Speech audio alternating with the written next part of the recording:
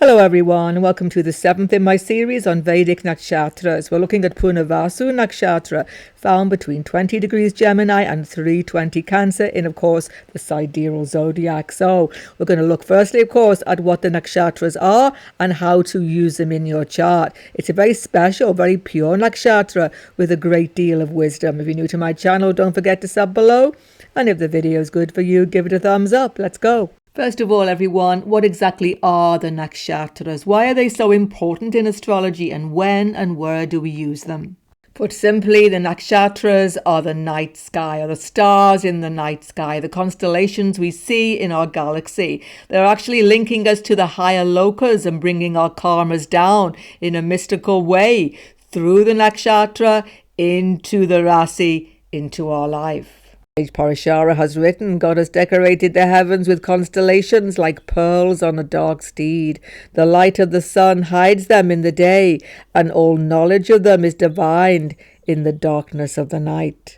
The word nakshatra actually means protecting the night from destruction. What is being protected from destruction? Our minds. Because these nakshatras are moon ruled. Because the moon is the lord of the night sky, and only in the night sky do we see these constellations. In the same way, sun is the lord of the daytime, lord of the day, and he rules the sun signs, of course, the rasis or zodiac signs. And both the moon and the sun are working together in this way. Nakshatra and Rasi, zodiac signs, working together, we have real astrology.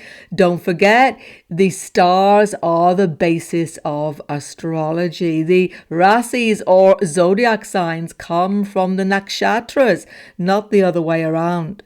In fact, they can never be separated. Nakshatra must always fit in with the Rasi exactly. With the sidereal zodiac, this is always happening. If they are in any way separated, true prediction, true astrology is not possible. Let me illustrate this for you. Here's an illustration, everybody. Kara Pandit Sanjay Rath of the 27 Nakshatra scheme. It shows us perfectly how they map mathematically together with the Rasis. On the outside are the 27 Nakshatras, and every pada mathematically and perfectly linked with the sidereal zodiac on the inside. And more importantly, there are actually 3 portions to the nakshatra scheme. Can you see 3 equal divisions that are occurring at each Gandanta break? Gandanta is where water sign meets fire sign. Cancer, Leo, Scorpio, Sagittarius, Pisces, Aries in the sidereal zodiac. And these Gandanta dangerous crossings, danger points, switch points, affect all of our karmas. And this break, this threefold division of this nakshatra mandala is very important because it is relevant to our lives. First is the early childhood and adulthood portion of our lives. Second section is our middle adulthood. And third, late or old age. And you map these in your own chart, starting with your birth nakshatra, the moon nakshatra. More than that, you can even make exact predictions of every single nakshatra and meaning in your life from your Janma nakshatra. So many predictions can be made. I will definitely make some future videos bringing these up for you. Right now, let's start with the basics. Let's understand the 27 nakshatras in this series, and most importantly, the ones that you should be looking out for in your birth chart. So which nakshatras matter in your chart? Well, I've just shown you every single nakshatra, whether a planet is there or not can be used to make predictions. But definitely wherever there are grahas, including Rahu Ketu, those nakshatras are important for you. But still, let's cut it down to the bare basics, everybody. I would say there are 4 important positions in regard to nakshatra that you definitely need to study and to understand. First and foremost is the moon or Janma. Janma means birth nakshatra. This is most important. Now, the moon is the mother, and the moon Janma Nakshatra actually relates us genetically to our mother's biological line. Some of that psychological and biological karma coming down is actually shown in this nakshatra.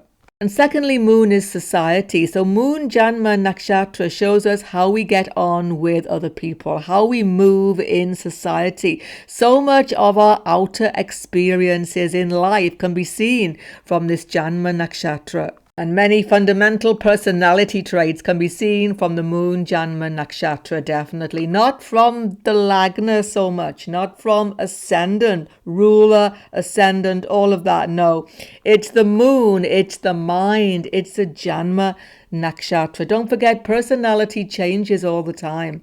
As you get older, you'll see it clearly. Personality develops through life, changes just like the moon. So study your Lagna or Ascendant Nakshatra. This will show you how you integrate yourself with society as a physical body. What do you look like? How do you dress yourself? How do you present yourself to other people as a physical being? And how intelligent are you? Or more importantly, actually, what do you do with your intelligence? How do you make decisions? And very important, do not delegate understanding of the sun, of Surya or Ravi Nakshatra. This is so important. How do you maintain vitality? So much to do with health, actually. Lagna and Nakshatra, some way to do with health, but sun very much so. And how do you maintain dharmic action, righteous action, and spiritual development also linked with this sun nakshatra? And definitely understand your Atmakarika Nakshatra. This is so important. Atmakarika means the highest degree planet in your chart. This contains a whole heap of karma that will bring very difficult circumstances into your life.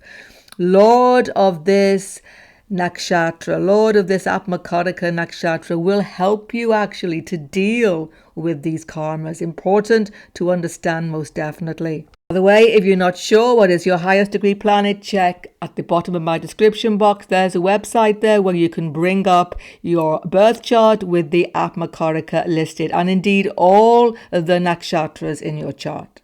Punarvasu Nakshatra, then, everybody. The Lord is Jupiter, Guru. The symbol is the bow, but also quiver, bow and quiver. And the deity is Aditi, the mother of all the gods. Colour is grey, but a very dark lead-like grey. The purpose is Arthur, or business, and the creation of wealth. Direction is north, and the body part is the nose. The symbol of Punarvasu is the bow, but also quiver with 5 arrows. This symbolizes readiness, preparedness, ready to deal with all eventualities, and enormous inner resourcefulness. The potential is there then for incredible focus, purpose in life, as I say, but it is not a violent nakshatra. It is actually about return of the light. Puna means return. Vasu means the light. It's an actual nakshatra of renewal, fresh beginnings. And Jupiter, Guru, is the planetary lord. So these people are honest, true, forthright, definitely want to do good deeds in the world, have a very strong moral code. Jupiter also gives generosity, spiritual wisdom, philosophical insight, and incredible ability to make the best out of every situation in life. In fact, this star Punarvasu is the birth nakshatra, moon sign of Lord Ramachandra, incarnation of Vishnu. Lord Ramachandra exemplified all of the ideal qualities of a king, husband, and absolute protector of his people. But of course, Sri Ramachandra went through many extreme circumstances, loss of his kingdom, exile, wandering in forests, loss of his wife, but eventually he reclaimed everything. Complete renewal, restoration occurred. And in some ways, these themes can be even replicated within people's lives who have a very strong Punarvasu in their chart. Wandering away from the path, loss of status, loss of home, even loss of relationships, difficulty, trauma, challenges. But then the way comes. Restoration, renewal, revitalization always happens in the end. In addition, Aditi, beautiful mother of all the gods, is the presiding deity of this nakshatra. She shows protecting, caring, nurturing nature, which is present in all the natives having this strong Punarvasu in their chart. Specifically, Aditi is the mother of the 12 Adityas, the forms of the sun, ruling over the sun sign. And of course, sun is the light. So once again, we have this definite theme in this nakshatra: light coming out of darkness, wandering path, coming back, coming home, finding stability, prosperity, and happiness. This nakshatra spans 2 zodiac signs, Gemini, Cancer, and actually they are both ruled by benefics, Mercury and the moon. So all of the planetary influences behind this nakshatra are benefics, moon, Mercury, Jupiter, but all of them are actually about travel, movement and change. So movement, travel, change is a definite theme in this nakshatra. But no matter how much you love to move, you always yearn to come home. That's the other thing. There is always return happening, no matter how much you are wandering in life. There's a great need, though, for freedom, lack of boundaries. In addition, Moon and Mercury are always themes of trade, of bartering, business, merchant. So definitely self-employed people get many benefits from this Punarvasu. And the animal totem is the cat, specifically mother cat, protective, nurturing, seeking to get sustenance, hunting, focusing for her young, definitely self-sacrificing also for her youngsters.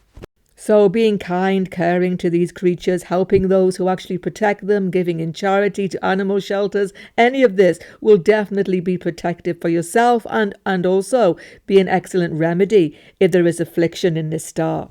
Now, the actual cycle of birth and death, reincarnation shown here, is a very important theme in this Punarvasu Nakshatra. Coming back from another life, coming into a new beginning, a new start, is a definite factor we can see here. In fact, it could even be said, when you got very strong Punarvasu in your chart, perhaps moon ascendant especially, that you are coming back into similar existence, situation, country, family, etc., where you are revitalizing some situations, some karmas in your life. And this is why Punarvasu natives feel this real need to live in this present moment, not to be stuck in the past, not to think about the past too much, not to worry about the future, but to be present in this moment. This is their absolute greatest inner strength. You see, Punarvasu is a well-prepared, resourceful nakshatra. With that bow, quiver, arrows, they are ready for any situation, but they have to have total focus. They have to be living in the now. But when there is malefic affliction around Punarvasu in your chart, you can lose focus, you can lose direction, you can go wandering off here and there and become literally lost.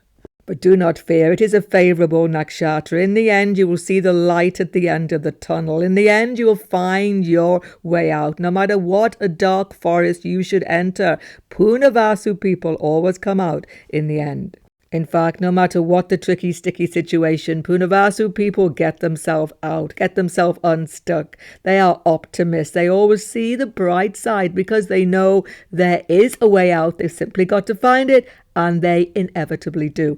And this is why Punarvasu is such an inspirational nakshatra. You can inspire other people, lead other people, help other people, counselors, therapists, management, anywhere where you can inspire others to find creative solutions. You are excellent at this. But this inspiration knowledge is actually coming from within. It can be thought through, particularly Gemini sector. There can be real intellectual brilliance here. But generally, it's the deep knowing inside, the incredible intuition that is so strong in this nakshatra. Punarvasu people have great imagination, creative, artistic skill, writing skill, especially communication can be strong. But behind all of this skill is this need to help others, guide others, protect others, show the way to other people. Punarvasu people have a big heart, loving heart, generous heart, and relationships, friendships, being with other people is incredibly important to them. They are loyal, honest, protective, giving in their intimate relationships, especially spousal relationships, which are very, very important to them. Depending on affliction, of course, there could even be sometimes separation, loss involved. Occasionally you have to see the whole chart. It isn't just this nakshatra, don't forget. But if there is separation, there is normally renewal, there is restoration, there is coming back together with a lost love even. This can be a theme in this Punarvasu Nakshatra. In fact, domestic life, domestic peace, happiness, and family life is incredibly important for these people. But here's another key theme: simplicity. Punarvasu people live a happier life when they are simplifying their existence. When they have a simple, happy, uncomplicated, uncluttered home life, then they can be happy. Adding things, more and more material things, more and more properties, more and more cars, all of this will simply ultimately make them miserable. No matter how rich they are, it will never give them real happiness. So having a simple, uncluttered, harmonious life will really make you feel happy, not more and more material things. It will completely overburden your mind when you are strongly influenced by this nakshatra. It doesn't mean you are not rich, but it's what you do with the wealth, how you manage it. That's the thing. And definitely declutter your home. This will make you feel wonderful if you are strongly influenced by Punarvasu. You see, giving, generosity is another factor here. Punarvasu people are naturally generous, want to give away what they've got, want to share. And doing this, charity, generosity, giving, sharing, is going to bring the greatest bliss into your existence. But of course, such generosity has to be done with a simple, pure heart, not just giving to get. So when you do this purely, honestly, you will find that whenever you are in need, whenever you need help, it will always come to you. See, even though it's a very lucky nakshatra, Punarvasu people do go through some dark turnings, dark tunnels, as I've said, and keeping this purity of heart, generous, kind, caring nature is your perfect armor against all adversity in life. You see, an afflicted Punarvasu can become careless, laissez-faire, letting things slip in life. Even they can become lazy sometimes. They can just let things elude them, slip through their grasp, because they are just not focusing so much occasionally. Even though there is incredible focus, there is also the real potential to make mistakes here. But once again, it's this kindness of heart, generosity that will see them through. No matter how many mistakes, lost causes, lost moments, lost in the forest, as I say, they will always come out because their heart is pure. They have good intent. If your ascendant Lagna should be in Punarvasu, you're always moving, always on the go, always going on to the next situation in life, never still. But that's part of your destiny. Keep on moving. You are resourceful, able to deal with virtually anything in your path. You may live abroad, you may leave your home country, even some of you, depending on the whole chart with this nakshatra rising, but return will always be there. It's a big theme, as I've just shown you. Moon in Punarvasu Nakshatra, very emotional, reactive as well, but also a big theme of wandering, movement, living abroad, coming home can be there as well. Very much so, it's about protection, nurturing others, and finding peace, stability in your family life is of the utmost importance to you. A strong karmic connection to your own mother, even to your motherland, country of birth, is very often seen as well when the moon is in Punarvasu. Sun in Punarvasu can be quite strong because the Adityas, the 12 Adityas, are linked to this nakshatra through the deity Aditi, as I've just shown you beginning of the video. So you can get resources, you can get a lot of gain in life, but no matter what is happening in this material regard, real wealth of this sun in Punarvasu is your inner spiritual wisdom, philosophical knowledge. Don't forget that. Do not overclutter your life with over material consumption, or your soul will be literally strangled by it. Keep on being generous, giving, and simplify your existence for happiness. If you're at Makaraka, highest degree planet is here. You have a mission in life. You have to rescue others, help them to find the way forward, help those who are lost in life to find peace and happiness, because this is how peace and happiness inevitably comes to you as well.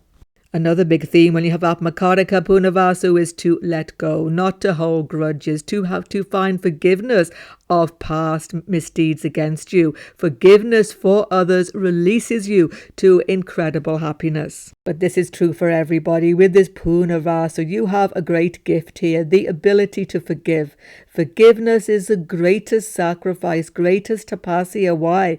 Because it releases you and the other person from a terrible karmic debt, meaning that future becomes brighter, happier, lighter. Always follow this. Always forgive. Always let go. Hope the video was instructive to you. Look forward to your comments. Don't forget to sub below if you're new. Goodbye for now and God bless everyone.